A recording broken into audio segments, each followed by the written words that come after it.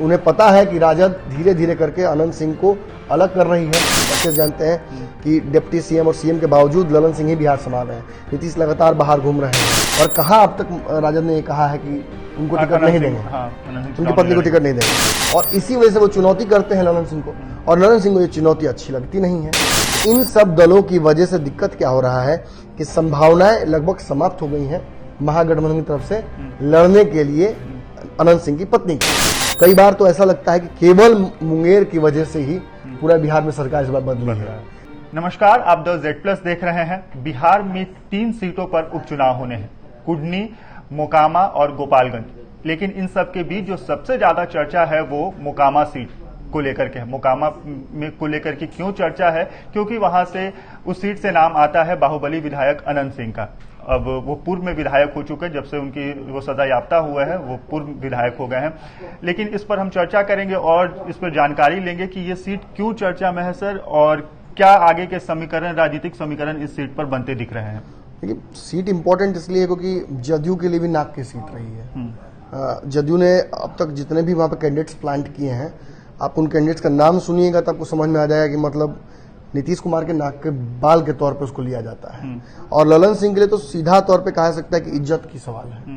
मोकामा में, मुंगेर में लास्ट जो लोकसभा चुनाव हुआ था वो आपको याद होगा, बिल्कुल अच्छे से याद है। उसमें कैसे अंत तक कांग्रेस की टिकट पर फिर अन्य बहुत सारी बातें हुई, कैसे आखिर उस सीट पर चुनाव लड़ेंगे, अनंत सिंह की पत्नी लड़ेंगी, वो सारा आपको वाकया याद होगा। अनंत सिंह ने ताल ठोक दिया था कि वो खुद लड़ेंगे, और उसके बाद माहौल वहां का इतना बिगड़ गया था कि आपको याद होगा कि चूंकि वहां मुंगेर से खुद ललन सिंह चुनाव लड़ते हैं, एक समय ऐसा आ गया था कि वहां से एनालिसिस ये सामने आ रही थी कि ललन सिंह वहां हार रहे हैं और अनंत सिंह भारी पड़ेंगे। अंततः चूंकि टिकट नहीं मिल पाया सीधे तौर पर अनंत सिंह को, तो उन्होंने अपनी पत्नी को वहां से चुनाव लड़ाया, और फिर जो हुआ आपको याद होगा वो भी। उसके बाद आपको याद होगा कि विधानसभा सीट का जो चुनाव हुआ था उसमें केवल नीरज कुमार वहां मोकामा से लड़ने जो गए थे, उस मात्र लड़ने की वजह से उनको मंत्री बनाया गया था, क्योंकि उन्होंने अपनी पूरी ताकत झोंक दी थी। लेकिन जीता कौन था? 15 में लहर था, पूरे बिहार में लहर था लालू यादव, नीतीश कुमार का, महागठबंधन का, और उस लहर में निर्दलीय जीत गए थे अनंत सिंह, वो भी रिकॉर्ड। मतलब तो समझिए कहीं ना कहीं मतलब ताकत तो उस जगह पे है ना, उनका वोट बैंक है, उनका कैडर है, और इसी वजह से वो चुनौती करते हैं ललन सिंह को, और ललन सिंह को ये चुनौती अच्छी लगती नहीं है। और इस बार आपको पता है कि फिर से गठबंधन बन गया है, और अब चूंकि वहां से निर्दलीय लड़ने का कोई मतलब बनता नहीं है। देखिए, कांग्रेस से भी वो लड़ सकती थी उनकी पत्नी, लेकिन चूंकि महागठबंधन जो बिहार में बना है वो इस बार 7 दलों का है, उसमें कांग्रेस भी शामिल है, और उसमें आपको याद होगा कि ललन सिंह की पार्टी जदयू भी है और राजद भी है, माफ कीजिए, जदयू भी है और राजद भी है। तो इन सब दलों की वजह से दिक्कत क्या हो रहा है कि संभावनाएं लगभग समाप्त हो गई हैं महागठबंधन की तरफ से लड़ने के लिए अनंत सिंह की पत्नी का। अब कहिए कि नहीं, कैसे कैसे हो सकता है? कल तक तो मतलब सारी संभावनाएं खुली हुई थी, और कहा अब तक राजद ने ये कहा है कि उनको टिकट नहीं देंगे, उनकी पत्नी को टिकट नहीं देंगे। अनंत सिंह पर आरोप लगा है, उनकी पत्नी पर तो लगा नहीं है, और ऐसा राजद की परिपाटी रही है कि वो देती रही है। तो पैटर्न्स देखने होंगे आपको। सबसे पहले आपको याद होगा कि जैसे ही सरकार ये बनी है, पूरा का पूरा जदयू राजद का जो प्रवक्ताओं का महकमा है उसको बदला गया था। उसमें सबसे पहले छुट्टी किसकी की गई? बंटू सिंह की, फिर मृत्युंजय तिवारी की। बंटू सिंह की छुट्टी सबसे इंपॉर्टेंट थी, एक और किया गया था अगले दिन, हाँ, फिर उसको वापसी हो गई थी। बंटू सिंह को बाहर करने का मतलब क्या है? ललन सिंह का सीधा इसमें इंटरफेरेंस। बिल्कुल, बंटू सिंह हर बार ललन सिंह के खिलाफ कोई ना कोई नया एक सबूत लेके आते थे, और उन्होंने जिस तरीके से और जिस आवेश में हमला किया, पर्सनल लेवल पे लेके चले गए, ललन सिंह इन चीजों को भूल नहीं सकते। कई बार तो ऐसा लगता है कि केवल मुंगेर की वजह से ही पूरा बिहार में सरकार इस बार बदली है। ललन सिंह सुपर सीएम आज इस सरकार में है। आप अच्छे से जानते हैं कि डिप्टी सीएम और सीएम के बावजूद ललन सिंह ही बिहार संभाल रहे हैं। नीतीश लगातार बाहर घूम रहे हैं, तेजस्वी यादव की अपनी समस्याएं हैं, उनसे वो निपटने की कोशिश कर रहे हैं, और इन सब के बीच सबसे ज्यादा अगर ताकत में कोई नजर आ रहा है तो वो ललन सिंह।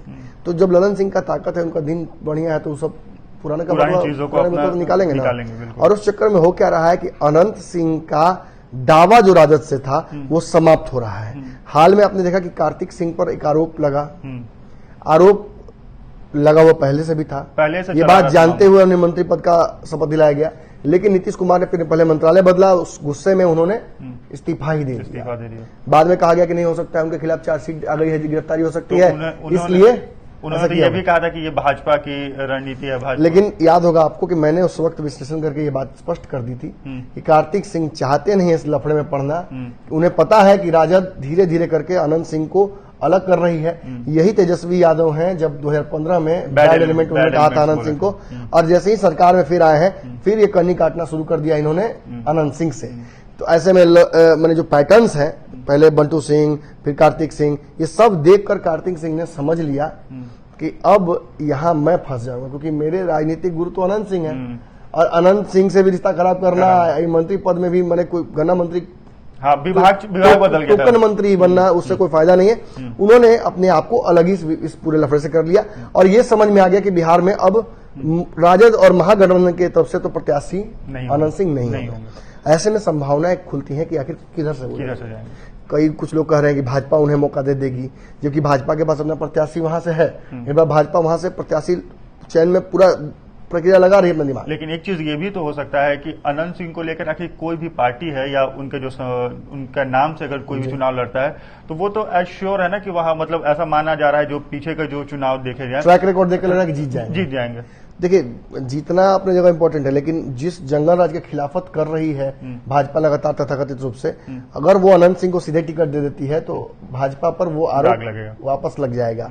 जहां अनंत सिंह से कन्नी कटाकर तेजस्वी यादव अपना ब्राउनी पॉइंट्स बढ़ा लेंगे, वहीं भाजपा को सीधा नुकसान होता दिख रहा है। ऐसे में अनंत सिंह के पास ऑप्शंस बहुत सारे हैं। इसमें से एक बहुत प्रचंड ऑप्शन है चिराग पासवान की पार्टी। उस पार्टी से, चूंकि वो पार्टी अभी उसने तय नहीं किया कैंडिडेट, और वो दोनों गठबंधनों में कहीं नहीं है। उसके अलावा वीआईपी एक पार्टी है जिससे वो चुनाव लड़ सकते हैं। और इन दोनों पार्टियों के बारे में मैं आपको बता दूं कि ये दोनों पार्टियां भी इंटरेस्टेड हैं हाथों हाथ लेने के अनंत सिंह को चुनाव लड़ाने के लिए।